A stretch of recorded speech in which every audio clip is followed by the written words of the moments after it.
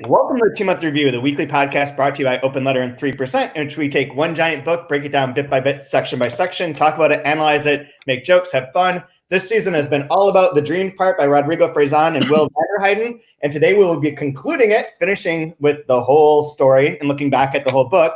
And in addition, I just noticed that Brian's name is Half Writer. So I'm Chad Post from Open Letter. And I'm joined by Brian Wood, who you're not a half writer anymore. Right? I feel like one in quarantine. No. You're like half human in quarantine. And special guest Rodrigo Fresan is here. Rodrigo. Hello. How are you doing? Here we are, live from Barcelona. Welcome back, my friends, to the show that never ends. Do you remember that? Ladies and gentlemen, this is Emerson, Lake and Palmer. Remember that? Yep. Progressive rock. Yeah, I think my dad did acid to that band in the 70s. That was one of the days we. This is his subtle way of comparing agents. I think my dad. Dude, okay, Brian. Okay, son. Yes, sir. Yes, sir. Half writer. I'm definitely not going to take this off the rails too far, but I started watching Riverdale season 4 thanks to your urging, Rodrigo. Mm-hmm. And for anyone who hasn't watched Riverdale, just go to season 4, watch it. It doesn't matter. Don't worry about it. Just watch it. It's wonderful. But yes. I got fun watching that, and I feel like I've been on acid for a couple. It is. I know, it's amazing what they did. When you think that the whole thing, they made it to the Archie comics. Yeah. We already forgot about that. Oh yeah. But it's amazing. It's amazing. It's so crazy. Like the Donna Tartt, The Secret History, Bret Easton Ellis. No, but it's like they pick up a Norman Rockwell illustration and they made it out of Francis Bacon. It's so strange, in a way. It's so strange. I do actually have a way to tie Riverdale into your book, is that one of the things with season 4 is that their use of telephones is bizarre and wacky. Like they're old school telephones, and they use old school recording equipment, like it's from the 1960s or 1930s. Yeah. And all of a sudden they have cell phones, and they refer to it being the year 2023, which is baffling, but also feels post this 2020, that Riverdale 2023 makes sense. That could be. What happens now? The telephones in not so old movies, in 20-year-old movies, have become such a strange thing. For example, the other day I was watching, I think a movie from the 40s, the 50s, and there was a scene where the character was making a telephone call. And they shot the whole time, the whole number, and it was completely normal for that. It was normal for us, not anymore. I was in the hurry up, come on, what's this? I remember hating the telephone numbers where they had the long pole and I hate this person's phone number. No, but the most amazing thing is, if you think about it, we used to know by heart 30 numbers. Yeah. 988942338. That's the number I used growing up until about 1992. Not anymore. I know their numbers. I don't know the dates of my children's birthdays, but I know that phone number from my youth. No, and in fact, the whole thing with phone numbers was one of the main reasons for me to write The Dream Part after the Invented Part, because, as you know, it wasn't supposed to be a trilogy. It was supposed to end just being the invented part. And one of the really intelligent reviews that appeared here in Spain about the book made me think, because the guy said something very funny. He said, the book is great, whatever, but I don't feel that the mobile phone is a worthy enemy of his fury. No? It was like, why this guy is so angry with mobile phones? So, okay, maybe he's a coward and he says, I'm going to, bitch on mobile phones because it's safe for me. But it made me think about the reason why this guy should hate, mobile phones and electronics so bad. And when I said I'm going to write a second, I'm going to write a third, Once you get natural process. Yeah, I really enjoyed that section about phones. Yeah, just the idea of how it's the use of it has changed in such a bizarre way we could have never envisioned. The way we used to use phones. Like I recall having that super long cord on the one phone, so you could try to drag it into a different room because you have one phone that the house is using, and you're just and the idea of being on the street the whole day and have to return home to see if someone phoned you. Yeah. Oh my God. Yeah. I think we were happier in a way. Sure. Little answering machine. Yeah, it's great. Wind and beep. So this is interesting. Let's start with this phone stuff. So there's two things that happen in here. There's a phone call that the phone rings next to the writer's bed, which sets into motion what will be the remembered part, essentially, in a way, right? But then there's also the explanation for why the writer hates mobile phones so much. And that's like buried in there. We've gotten like teases of it throughout, and that finally like comes up at the very end. That I'll spoil this for anyone who hasn't been reading along or hasn't read the book already. But the writer's sister Penelope initially tries to call the cops and inform on her parents, but instead she doesn't. Her brother, the writer, picks up the phone and hears her detailed explanation, but the call had never gone through, and he pretends to be that investigative line. Then during the commercial break, he calls in on his parents, and so on the Christmas Eve that they're walking around with Uncle Hey Walrus, their parents are going to seize this department store, but be raided by the cops because he turned them in. He's having regrets on it and wishing that there'd be such a device that you could just call people that they could have with them, and you could warn them that they're going to be in trouble. The fact that that device can't possibly exist is so wild. It's a very twisted situation. Yes, it is. And by the way, I mean, it's absurd what I'm going to say now, but I feel obliged to say it didn't happen to me in real life. Oh, that didn't happen to you? No, I mean, no. I haven't killed my parents by phone. I don't have a sister who's a bestseller. I never tried to get into the CERN, collider, accelerator, whatever. I never did any of that because not yet. No, because it's funny. I've been reading reviews of the 3 books. And then I read, when Fresan goes to Switzerland and tries to break into the what? It's pretty strange that in the last years we have like devolved or as readers. I mean, when I was a kid and I was like 6-year-old, I never thought that Alexandre Dumas was the Count of Monte Cristo. Right.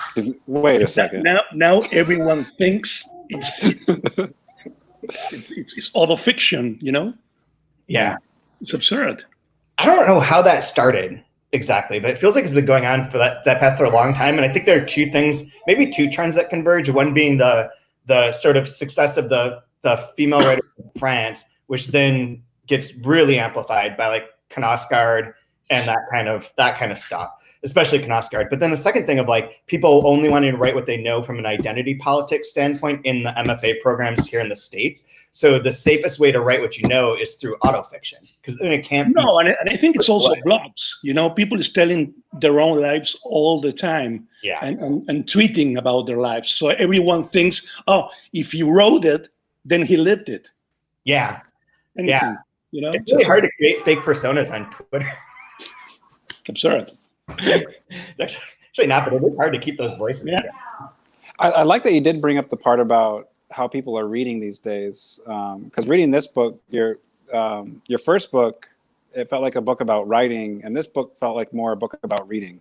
Yeah, probably. And I really enjoyed. It made me really excited to like dig back into some Nabokov, read more Bronte sisters.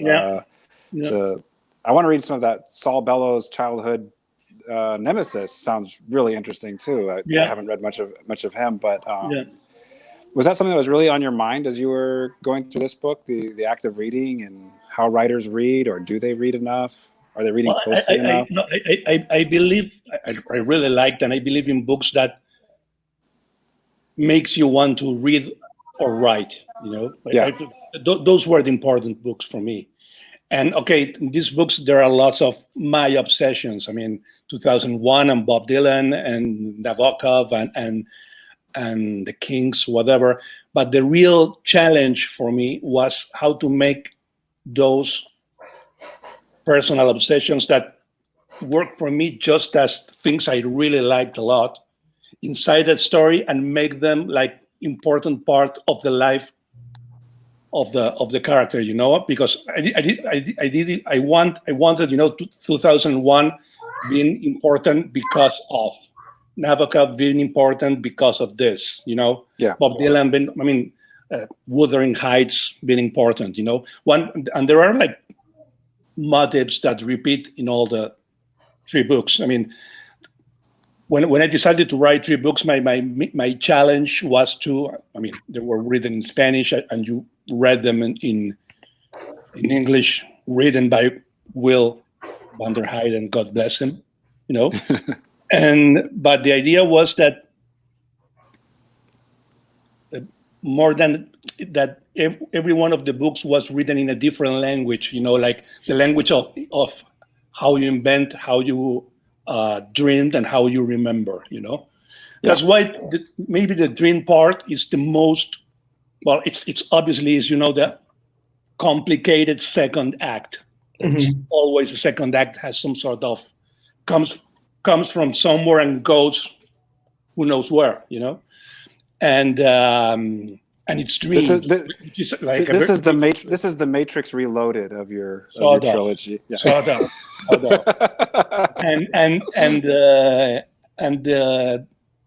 That was the challenge, you know, to make work my obsessions as some sort of important things that happen to the main character, you know. Well, I think it was hugely successful because I'm really kind of like chomping at the bit to get into some of these, like that more obscure work of Nabokov, Invisible or Transparent Things. And then again, you had turned me on to the Vera Sisters. I want to read that again and Signs and Symbols, or Symbols and Signs, depending on which draft you get. I thought you did a phenomenal job of really kind of conveying that passion to the reader of why reading is so Signs and Symbols is there, and it's important for the character because it's basically a short story about phones. Ending with the phone call, and then all the time, you know. It's the bad news phone call, the classical bad news phone call, you know. Sure. And besides, there were other 3 things. Once I sort of, you know, planned the mechanism of the 3 books. The idea was that in the first book, you know what happened to the protagonist. In the second one, you discover what happened to the protagonist's parents. And in the third book, you'll finally find out what happened to Penelope's son, you know? I mean, there's a huge revelation in each of one. Yeah, absolutely. It's really interesting. The thing you say about the middle part too reminds me of, there's like a Kathy Acker quote, or I don't even remember the exact quote, but there's something about how she only liked the middle acts of like Shakespeare plays where everything's in motion, and that there isn't, the beginnings and ends are not as interesting as when everything's in flux. And like that is like this middle part has that kind of feeling. It even sort of comments on it at the end where it's like referring to the second part that's like the dreamed one, that the middle part, the one that kind of gets you ready for part 3, for the conclusion, for the explosive finale. And it is that middle. And that's I think what was so interesting to me reading it for the 3rd time was like seeing the different structures of where plot points come about. Because the first time you read it, you're like, it's hard to keep it all straight because they're coming at different points in time. But now seeing how it's like sort of pattern where you get little overtures and then revelation really makes those revelations land. But I think this is the most complicated books of the 3 for the reader and also for me. You know, because it's dreams. You know, it's a complicated thing to write about or to write. It's like sex. You know, it's not easy to write about that. You know. Yeah. Very true. And you have to make it. I hate, you know, the idea in especially in movies like, you know, what was the Alfred Hitchcock one, Spellbound, I think. Well, you know, the dream is completely clear in its interpretation, which is completely absurd. It never works like that. And it's like Borges said, when you tell a dream to your shrink, you're telling what you remember about the dream, not the dream as it was. So basically you're receiving an interpretation about smoke. It's not nothing like. And that's why, for example, the first part of the book, which is the most onirical one, it has like some sort. But I think you spoke about it in other program, and you find out about it. It's some sort of like maximalization of one Bob Dylan song, Series of Dreams. It's all in there, but it's expanded and it's all over the place. Right. That's all. Very true. By the way, there is a comment so far, that one comment, and if people are watching this live, feel free to ask any questions you want. We can incorporate them, no problem. But Patrick Smith, who was a guest on an earlier episode and was smoking weed on that episode, I remember he just dropped peyote. As at a recommendation, he has dropped peyote. He is now experiencing the dream part on a new level. Okay. You've encouraged him to expand his mind. I'm not responsible. It's just a little jingle jangle. It won't hurt anyone. Maybe you have to publish, the books with a sticker like "Kids, don't try this at home." Every book has it. Do not take your do not take your helmet off in space. Please leave it on. Yeah. That's so funny. There's so many parts of this. I don't know where to start. We want to go through this, or more or less just ask you questions about the book as a whole. Okay.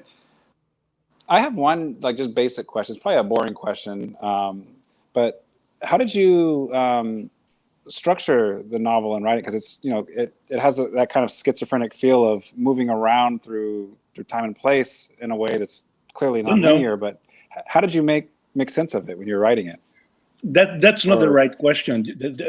The right question will be why you can't write like a 19th century classical novel with one chapter that ends with someone hanging from the cliff and the next one someone rescuing him. I can do that thing, For me, it's not even the normal way. It's the only way I can do it. I have this sort of, I don't trust when someone uses like, a last name as an adjective. You say, Felinesque or Kafkian or whatever. Yeah. I think they were talking or shooting or filming or writing about the world as they saw it. They never felt, Kafka never said, I'm being so Kafkaesque now, It's the only way he can do it. I mean, so it's the same. Yeah. I can do it any other way. I really loved that, and one of my obsessions with Wuthering Heights, because I think it's a novel that it's exactly on the borderline. It's completely 19th century classic, and at the same time is completely, it's like Pynchon. It has the best of both worlds. But I can't even do that, So yeah. But I would love to be able to write, Sentimental Education by Flaubert, something like that, which is a very strange book. Also, it's not so normal as it seems, But something like Dickens, I'd love to be able to do that, but it's impossible for me. I can do it. I can read it. I can enjoy it reading. It reminds me a bit of Bouvard and Pécuchet too, where it's like that's completely strange. Yeah, that's such a strange book and so fun. Yeah. It's so funny. Your writing sort of works like that version of Flaubert too. It's like bouncing off everything. Everything's up for grabs. Like you can include whatever you want. Everything and nothing. And nothing. Yeah, exactly. Well, I think Flaubert said it that when he wanted to write, he had the project of Bouvard and Pécuchet says, I'm going to write a book about nothing. So good. So have you read Eder Arter yet? No. I tried again during, this seclusion, say, okay, now or never. But I'm already superstitious. I think I even thought, if I read it now and I finished it, I'm going to get COVID. Oh yeah. And die. I believe So No, I'd that rather, is available. Yeah.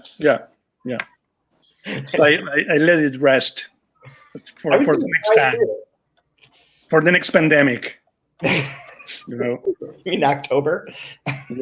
Yeah. No, everything's gonna be fine. Everything's gonna go away. Yeah, I have Chad, such an optimistic, always such an optimistic guy.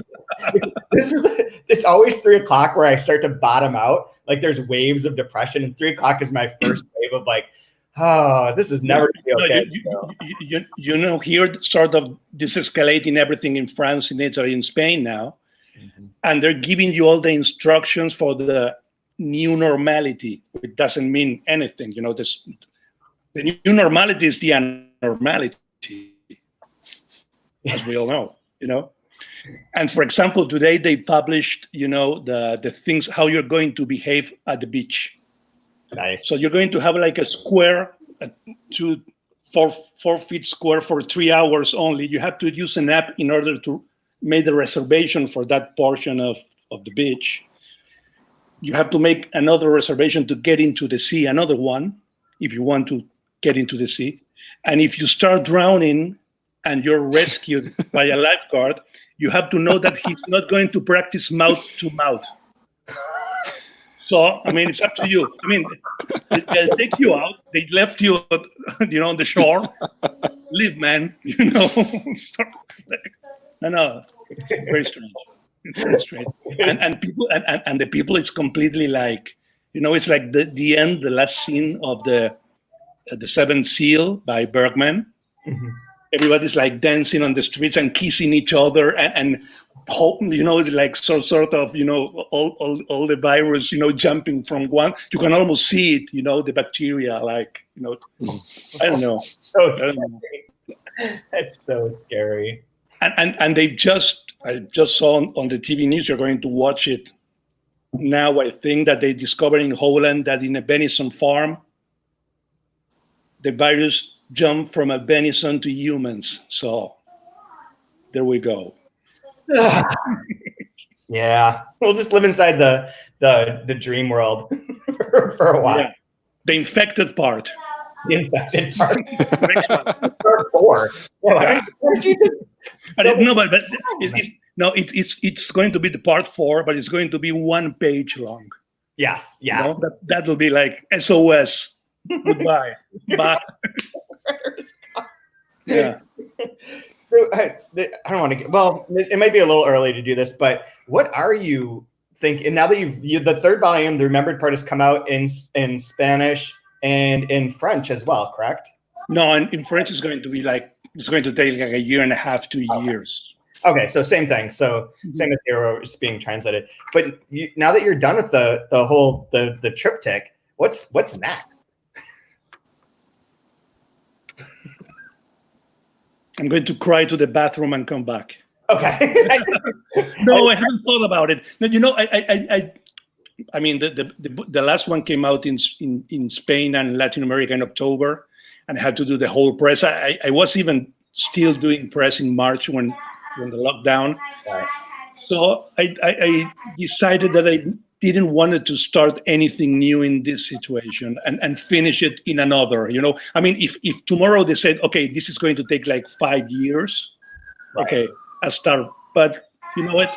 I'm like sort of not enjoying myself, but I don't want to. I had this whole monster for 10 years inside my head. Yeah. 24/7. It's 10 years, That is wild. So I know Brian alluded to this and you referenced it too or responded, but like with the invented part being written as like the 7 sections, like simultaneously, almost in parallel. And this one doesn't quite have that, but it does have like these kind of loops and there's even a reference towards the end about that seems to be referring almost like to the triptych itself. The 3 books configuring a trilogy, not linear and advancing, but horizontal and happening simultaneously, all time at the same time, like the time of that cosmic voyager untethered from time. And I was wondering if how is the third volume structured in relation to these two? And could the three books be read almost in parallel? Like if you didn't read the invented part, could you read the dream part? And if you didn't read the first two, could you just read the remember? No, I don't think so. You need it all? No. But that's what you just said. I don't want to think about it as a trilogy. I prefer the use of the word triptych, because it's like, like when you sort of can open it different ways, but you see the whole figure at the same, And the third part, it has three parts. The first one is very strange. Again, it takes place mostly in planes flying, but it's like all the flights put together with this guy going somewhere, and you don't know exactly where he's going. The second part it's made out of fragments, thematically, like I don't know. It's like some sort of it looks a little like what I did in another book of mine that's titled Mantra, which it's sort of connected to this whole thing, because the Mantra family, it's like the Karma family in disguise, and it's the book that this guy stole from Penelope, And so it's like some sort of entries in an encyclopedia, like a very personal and private encyclopedia, Got it.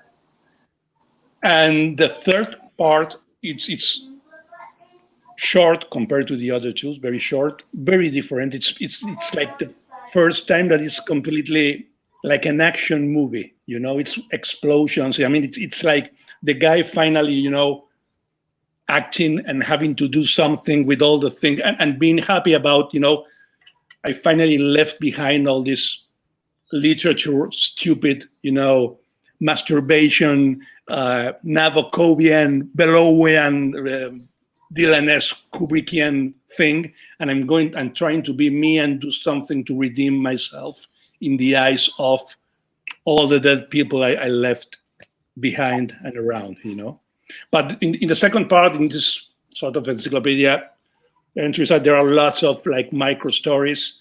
It's the whole story of Uncle Hey Walrus with like snippets. There's there's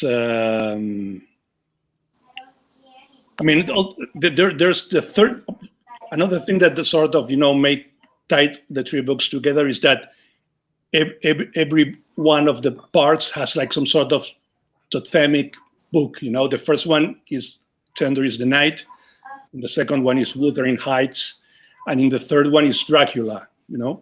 Oh shit! Is it really? Because I'm gonna reread Dracula. I was talking about Franco Moretti last week on here, and I'm reading this book of his Signs Taken for Wonders, and there's a chapter on monsters, on Frankenstein and Dracula, and it talks about, it has like a Marxist reading of Dracula, as Dracula is basically as capital that subsumes everyone, and the goal of Dracula, of the vampire, is to like convert. But you have to think that there's, and I mentioned in the book, there's a very important subplot of Dracula. It's and a nobleman from Eastern Europe, old Europe, going to London to buy lots of property. Yeah, it's like like a Russian mafia guy now trying to buy that sort of thing. And if you remember, Dracula is the book when they got into the bookstore in the second part with Uncle Hey Walrus, he buys Wuthering Heights for Penelope and Dracula for the other boy, the protagonist.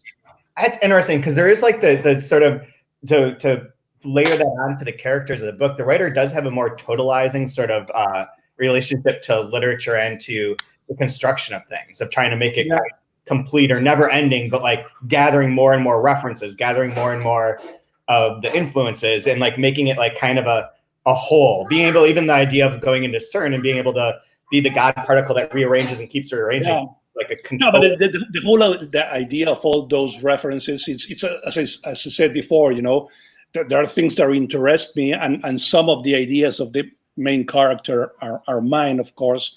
But what I really wanted to to use them. Is he used all this literary, cinematographic, musical reference in order to hide himself and to numb his pain and the truth he's trying to hide all the time. He's like, this guy at the party who's all the time talking, because he knows that if he makes silence, it's going to be his end,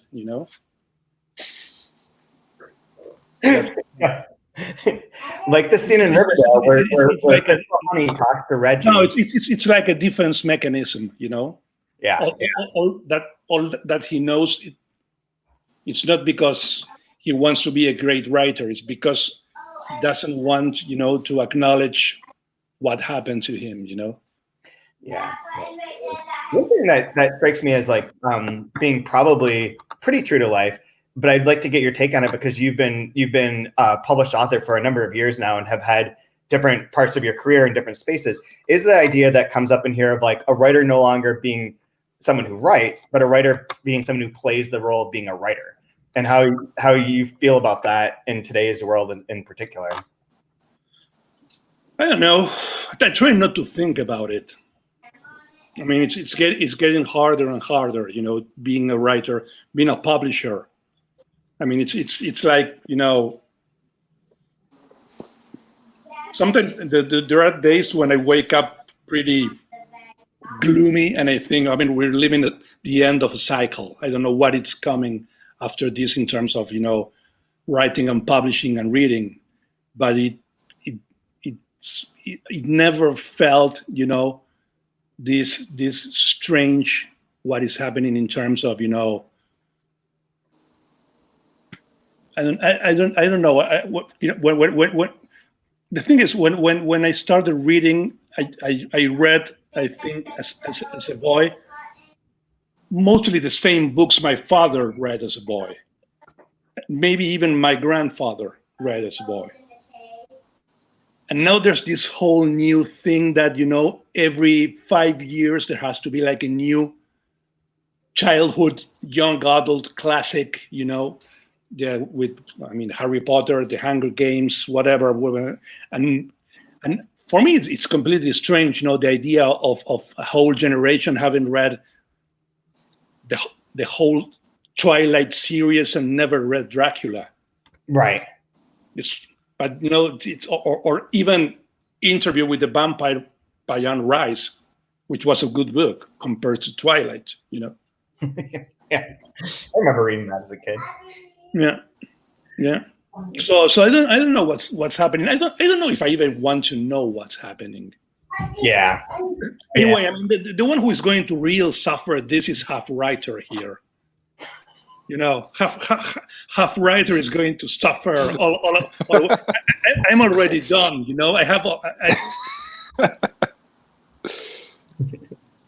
I've already done the distance, as Bob Dylan sings. Oh, I'll be Series fine. of Dreams. It's funny. You bring up Interview with the Vampire. There used to be, I don't know if it's still there or not, but when I lived in San Diego, there was a coffee shop called Lestat's. Oh yeah. And it was open all night, and it was just full of goth people just smoking cigarettes furiously, drinking iced coffees and stuff. God. They named it after a vampire. But it's the same bar that 4 generations before was named Dorian Gray, for example. Yeah, exactly. And I bet no one knows about Dorian Gray of the big fans of Lestat. I don't know if they know about Dorian Gray.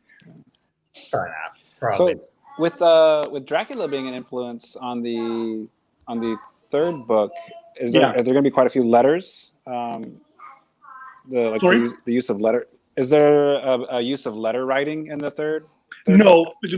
The way Dracula does? One thing that really sort of shocked me when I read Dracula for the first time when I was like a 9-year-old, and it was the first book I read that was not the bridge. It was like Hugh, and it had in Hugh letters on the cover, not the bridge, and it felt like this. Okay, I'm graduating into something more important.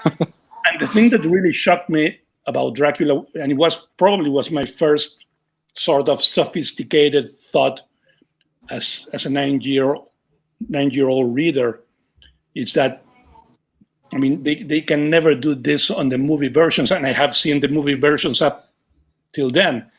But the strange things about Dracula is that Dracula is like a 500-page novel, and Dracula shows up only in 30 pages. Yeah. The rest of the book, they're talking about Dracula, they're writing about Dracula, they're sort of, theorizing about Dracula, planning about getting Dracula. But Dracula, we don't know where he is in London. He's like, maybe he's going to the movies. I don't know, whatever. And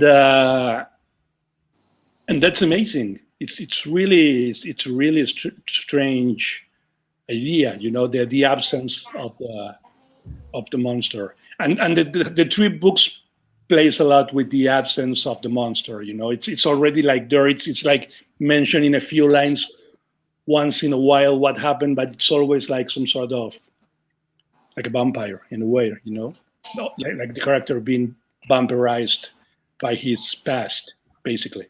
Right. And that has no shadow. So it's like incorporeal in that sense too. Yeah. That's really interesting. And the other strange thing about Dracula when you read the novel is they never call the police. Why do that?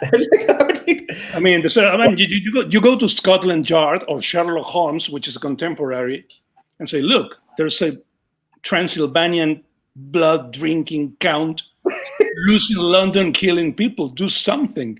Why do we have to do it? But they're very jealous of the idea of he's ours. We're not going to share it with no one. It's like it's personal. I like that. Yeah, that is very cool. And it is like one of those books where like the viewer knows more than any character. Mm-hmm. Knows more than any character. Yep. I approve of those books. I've been trying to work up a post about like fake mystery books in which like they're not really resolved and you think that there are clues, but there might not really be any clues, and it's like very reader immersive. I've been obsessed with those kind of things. Yeah, it's true. That fits in with it too. Yeah. There's a discussion in the chat about whether any of us are wearing pants. I have shorts on, but I'm not. I have like some sort of tropical Somerset Maugham in the tropics, slightly feverish kind of pant. Nice. Like white linen. Like mosquitoes. Yeah. Tommy Bahamas. I'm just wearing jeans. God, you're dressed up. You have writer. I've got to half show up. So this is another lame question, since that's what I do.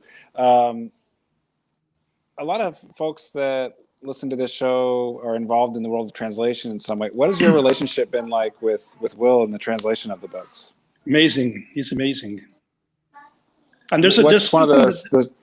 No, in terms of translation, there's something that is starting to worry me. My books in Italian and French and in English, they have just won prizes or been like finalists to important prizes. Never happened to me in Spanish. That's why I'm hoping to get translated. I guess my translations are much more better writers than me. Yeah. You're too unfiltered. You got to get a filter or two through it, and it'll be nice and smooth. Yeah.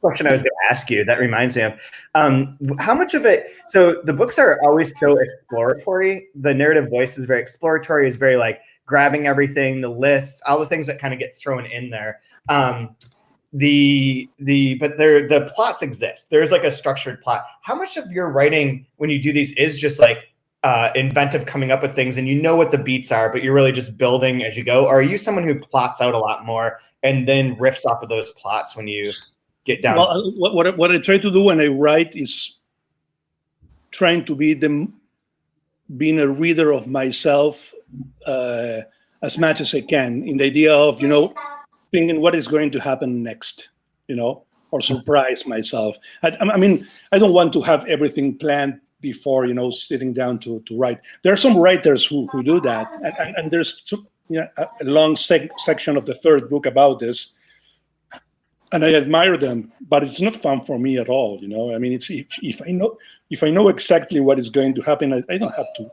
write it. I think I have two questions for you too. One from the chat. Patrick asked if you've heard about the Icelandic translation of Dracula. It's apparently an entirely. Yeah, I read it. Really? It. So yeah, what is a different book with different plot changes, new characters? Well, basically, it's this guy who invented the whole book. I mean, about the rights to Dracula, and what he did is like the first part, that Jonathan Harker in the castle. Yeah. That's the main part of the book, and the rest in London is like pretty fast, you know. But it's very strange because Bram Stoker knew about this, and Bram Stoker read I think he asked for a translation into English of the Iceland version, and he liked it. And he even wrote a prologue to it, you know. That's awesome. Yeah. Yeah, it came out in Spanish. I think I wrote the review of the book, and it's very strange. I mean, the brides of Dracula have much more importance. It's much more sexual, you know. I'm fascinated by this now. This sounds awesome. Very strange. And the edition of the book it's very nice because it has all the manuscripts and the letters they change between them. It's very strange. And it's very strange because, you know, Bram Stoker was not a good writer at all. It was pretty bad, but Dracula is genius. It's like he like lightning stroke once. All the rest of his books are, you know, not very good compared even to the ones of his contemporaries in horror or in fantasy, whatever. Interesting. The other thing I wanted to ask you that Will alluded to, and I've known it's been part of the books the whole time, but it is interesting because we talk about like the autofiction, how this is not autofiction and that kind of reliance. But there's like something interesting that goes on with like the way that the writer is reworking the material of your books. Yeah. That a lot of the trilogy is based on a reconfiguration, a reimagining of the books that you wrote, not of you, but of those, as if it's like an autofiction of the previous fiction, if that makes sense. But it's not something it's something I really enjoyed as a reader when I read, for example, The World According to Garp by John Irving. That's the same. I mean, Garp is not Irving, but Garp's books have like connections to Irving's novels, and I think it happens a little bit also in the Zuckerman books by Philip Roth. Yeah, isn't it? I agree. But it's something I really like. It's like, you know, winking. I really like when some writer I really like does it to me. You know, when Kurt Vonnegut sort of mixes characters from other books, or Salinger does the same. Yeah. So I do the same because I like to feel or think that someone is going to be happy about it. You know, like in fact, in the third part, there's a whole section that is basically a rewriting of my first book, completely different, but it's the same book. You know. Yeah, exactly. So that was actually, so like as a follow-up to that, so which of your books would be the key ones, like if someone could read them in Spanish or that they were getting translated in English, which ones would be the key ones that you think would give people that extra layer to reading the triptych? I don't know, because every time I meet readers, they tell me that their favorite books are always different. So I don't want to, you know, whatever you prefer. I think that in these three books is like some sort of, you know, summa of all the other things. But I really like The Speed of Things, that is a book of interconnected short stories, or Historia Argentina, the first one, Mantra. I don't know. I don't think about my books, you know, as separate entities. I always use the same image. It's like someone, you know, getting into a house and turning on the lights of different rooms and turning off the lights and going to another one. And I mean, they're all in the same house, you know. I really love that too, and I don't know if it's like where it comes from exactly, but it's like I was like always a big, huge Faulkner fan, and like that's obviously a part of that. But also growing up, I read a lot of comic books, which have like that shared universe aspect. Of course, yeah. I love that kind of thing, and that's one of the reasons we really like Antoine Volodine, who does like a similar thing, but with like invented characters and like theory and whatnot. So it's like a different version, but that kind of interconnectedness, I think, is really like, I don't know, there's something about that is really gratifying. It's like figuring out it's gratifying if you're in a very good mood as a writer, but it can be very sad in a way, because it's like doing, I mean, if you're pretty depressed or having a bad day, you can think, I'm inventing this whole cosmos for no one. Oh God, yeah. Just me, you know? So it depends. That's the existential creative dilemma of every second of life, basically. Yeah. Yes, it is. Yes, it is. Why bother? Why Said are the writer. Just wake up and stare at the ceiling. Not today. yeah. Brian, you said you're halfway in. You can escape. You still have fuel. You still have fuel on the plane in order to go back to the base. But if you go farther, you won't have enough fuel to go back. You have to keep on flying. You know how it works. All right. Where to go. And land who knows where? Maybe behind enemy lines. Yeah. Russians. Most Nazis. likely. Yeah. or in Atlanta, Georgia. Okay. Jesus, yeah. Things are great in Georgia, man. I don't know. What else do you want to talk about, Brian? Does anyone that's listening have any questions you want to ask? Please do.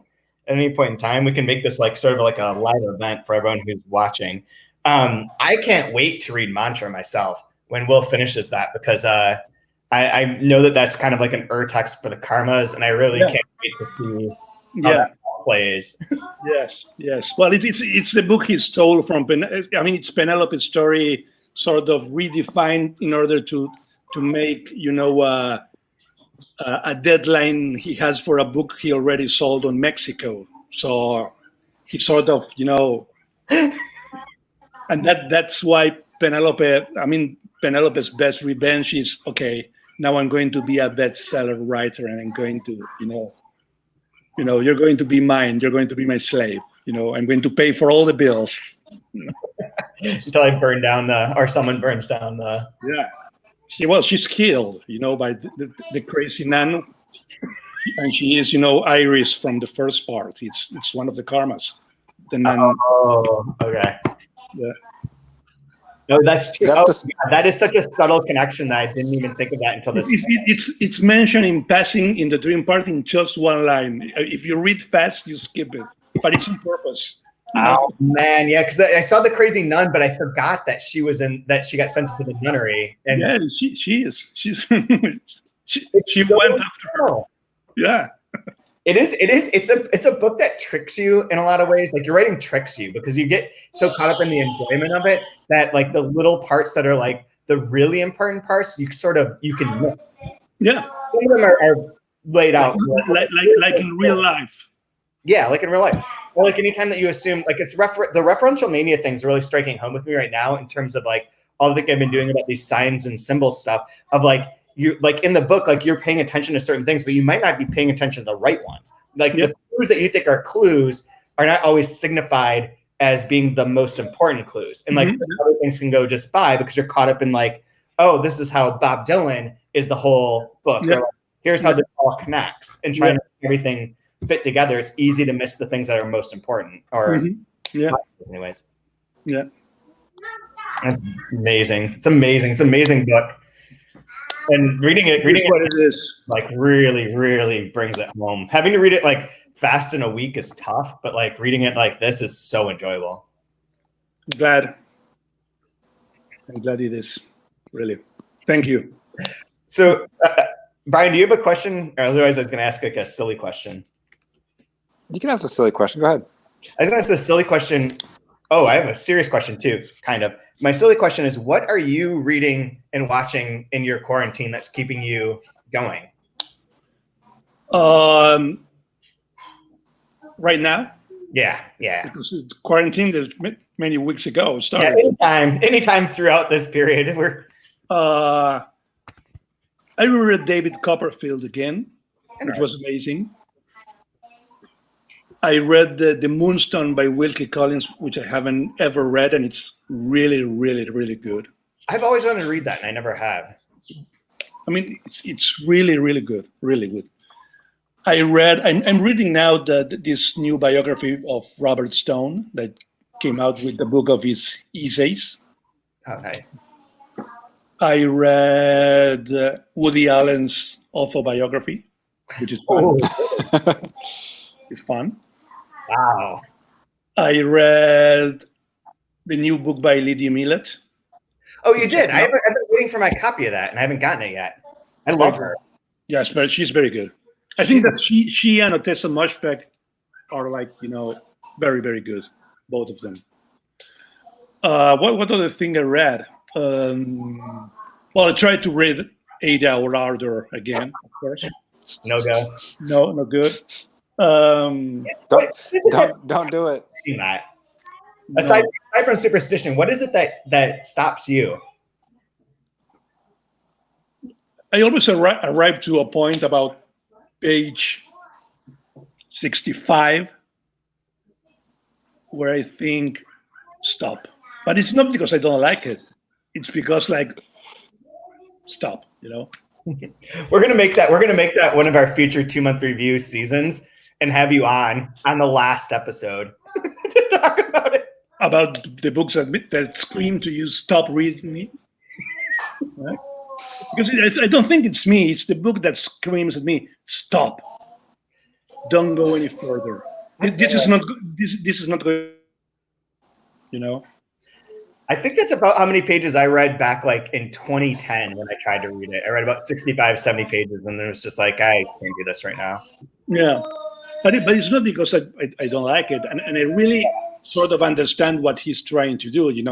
First he's trying to outdo Nabokov and outdo Proust, which is completely crazy. Like some sort of only someone like him can do.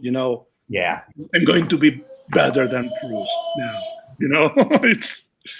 But that makes him really, really fun. And it was just I was checking out today because I always do it, but I still can't believe it that he never won a prize in his whole career. Not one. Wow. That's very fitting. I actually like that better than him winning a prize. No, but he was like a candidate for the National Book Award 5 times. For Lolita, Pale Fire, Pnin. I mean, man, give him a prize. That's like Scorsese always lose. That's like Scorsese losing every year when he has a great film out. Like Raging Bull loses to Robert Redford or. Yeah, but they finally got it. But yeah. And he never got the Nobel Prize, which he reinvented English being a Russian. If you don't get a Nobel Prize for that, come on. Yeah, very true. Very true. And I always say the same. It's pretty paradoxical to me that when the idea of the great American novel comes out, which one is the great American novel? For me, was written by a Russian in the Cold War. It's Lolita. There's no book more American than Lolita. It takes all the American themes, and he sort of invented things that they weren't part of literature. Motels. He sort of discovered a lot of new territory. I feel that way about Da Vinci Code with alternative facts, and then you weave them into a great. That seems the most American thing possible right now. Which one? Da Vinci Code, Dan Brown. Wow, that part of America. Especially if you get the book that has the pictures in it. Yeah. So that way I know what the Mona Lisa looks like. I don't have to try to picture it in my head. And you wonder, why is she smiling? Oh my God. Yeah. There's a question of if you've read The Hitchhiker's Guide to the Galaxy. Sorry? Is someone asking if you've read The Hitchhiker's Guide to the Galaxy? The Douglas Adams. Yeah.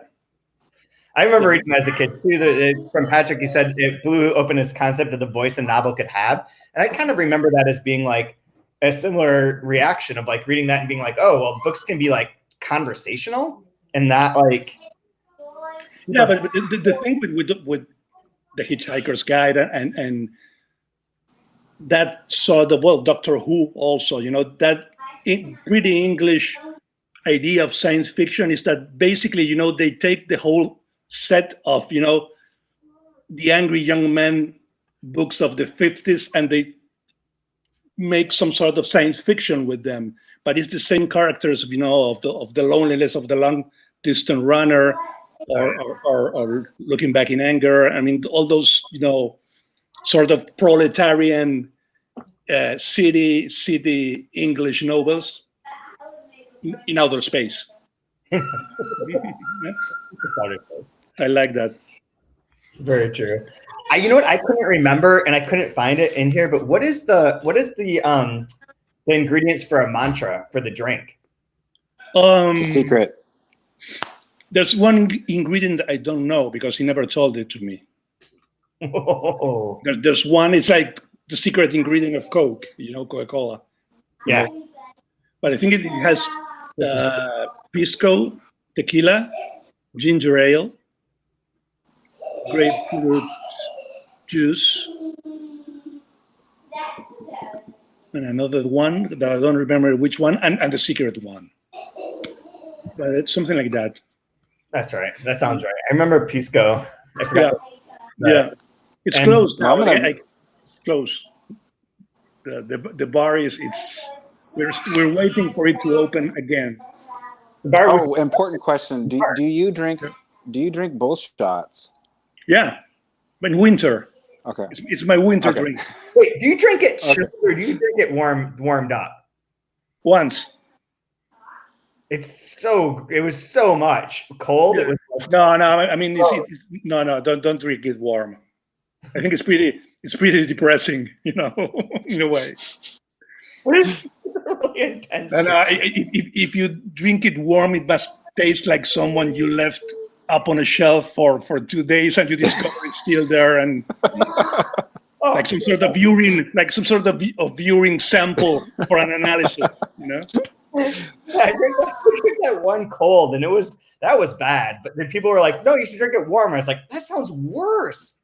I don't want to drink like." I really liked it, but I think it's one of those drinks that you don't have to try them at home. Do it by yourself. I mean, you have to go to a place. Someone has to serve it to you, bring it to you, and say, exquisite. But if you do exactly the same at home, you'll say like, God, what is this shit? Oh yeah, I said that. It's like sea urchin. There are many things you have to do outside your home. Never at home. Yeah. I won't get into details, but Oh my God. I don't know. Is there anything else you want to ask, Brian? No, I so enjoyed it being a difficult book, and again with the velocity and the energy that your lines have, and missing stuff, but still being able to enjoy it. I just think it's a testament to. I think every book, by right and obligation, has to be difficult. I mean, to read is very difficult.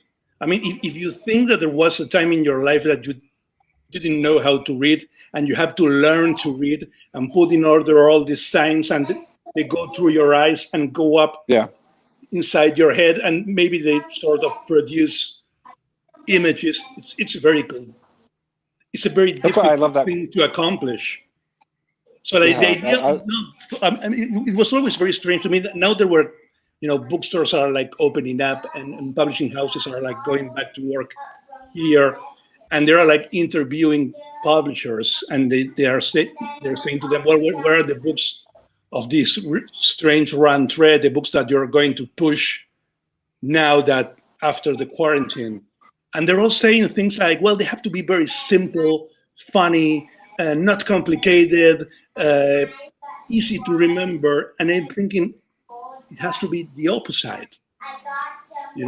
I mean, you have to feel like you're doing something useful, valuable. I mean, there's nothing more easy to feel that fear of death because of a goddamn virus.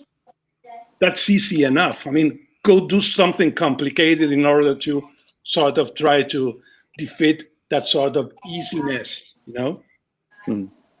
That's interesting. That's what I finally. It took a while, but like once I turned the corner, like I've gotten more and more into like reading that giant. Had you read Mine Misura's A True Novel, the retelling of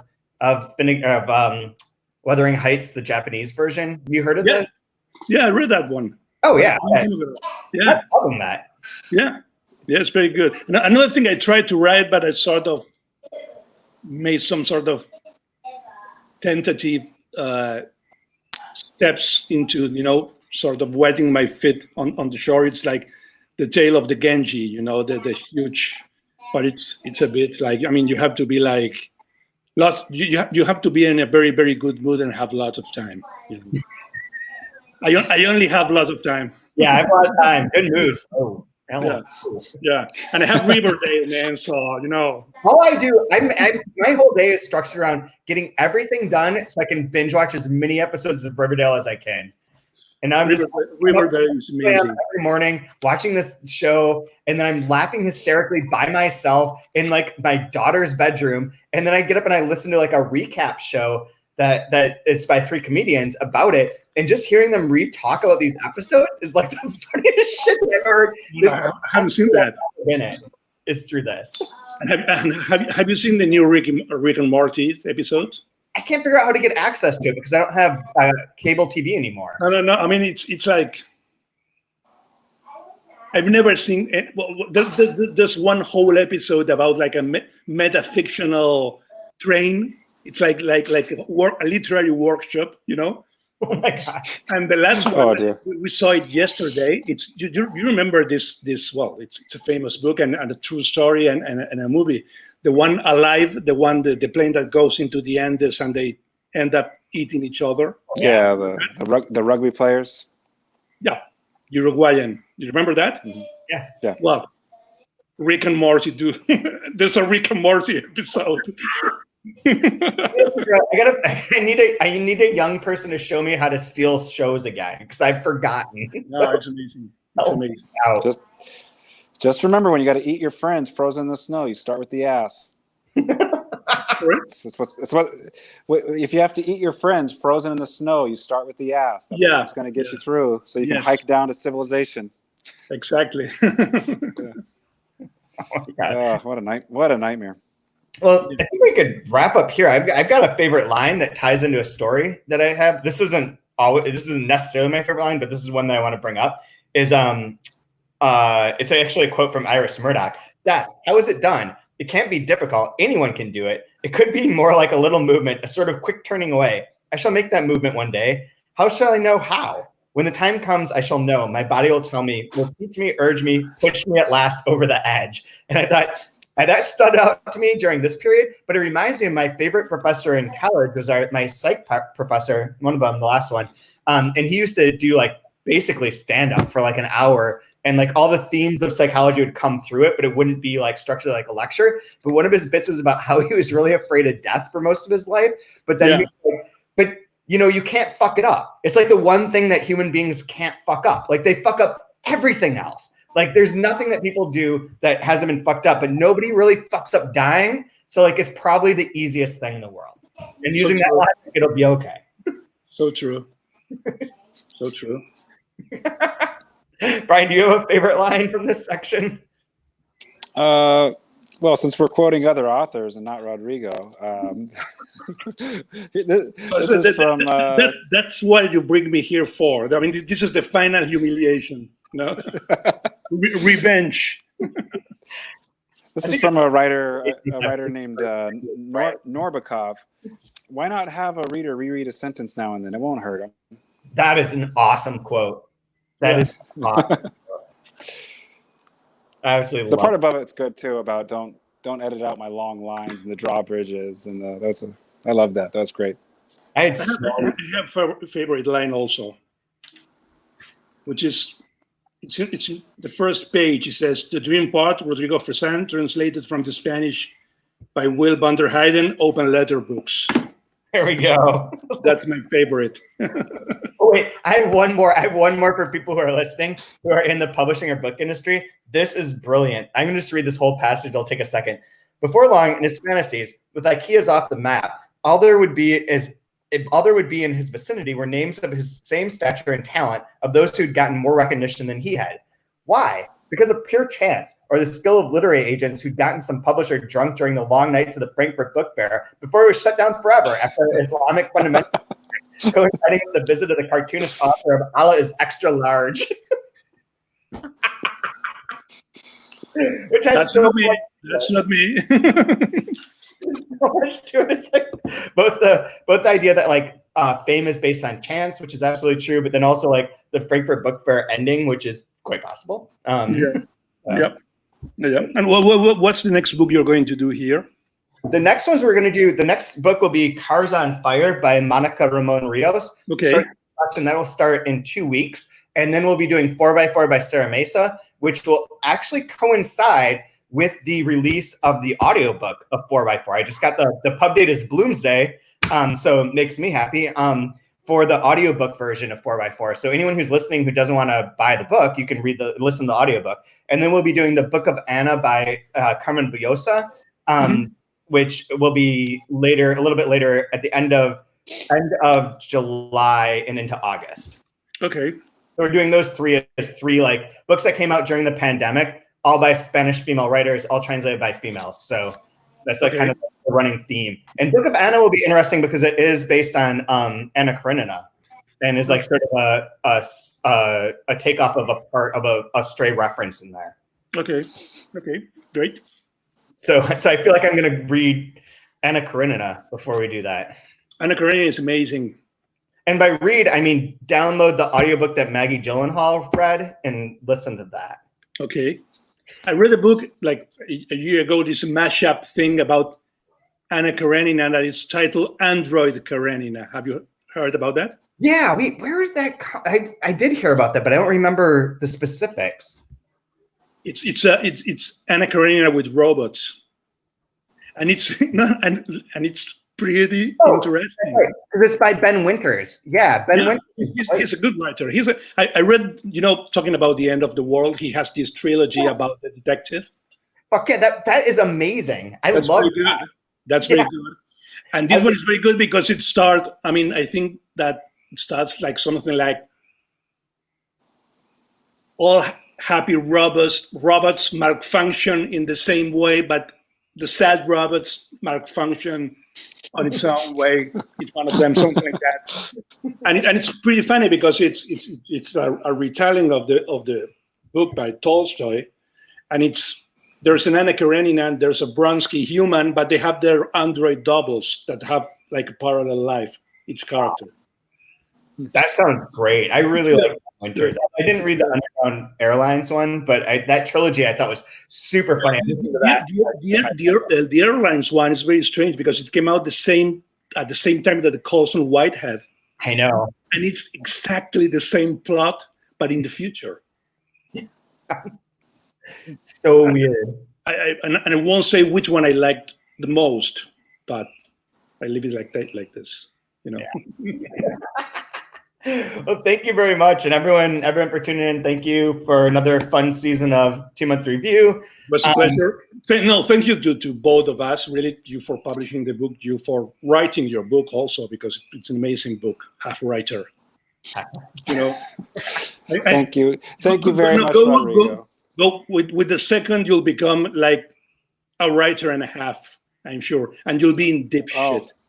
Yeah, true. I can't wait. To ask me what you think about the pandemic and to make comments on things. You're screwed. No, and I'd like to thank everyone at Open Letter. I mean, you're amazing, and Will, of course, who's, as I always said, he wrote the book in English. So we're talking about him all the time. This is absurd.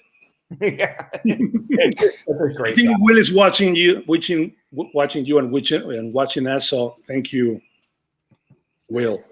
Will's in Florida. He's probably at the beach. Like no. He wrote me today that he told me that he was going to be here, like lurking in the shadows, like a translator. He's like he's like as the shadow. Yeah, the shadow knows. All right, thank you guys. Thanks. It was great. Thanks.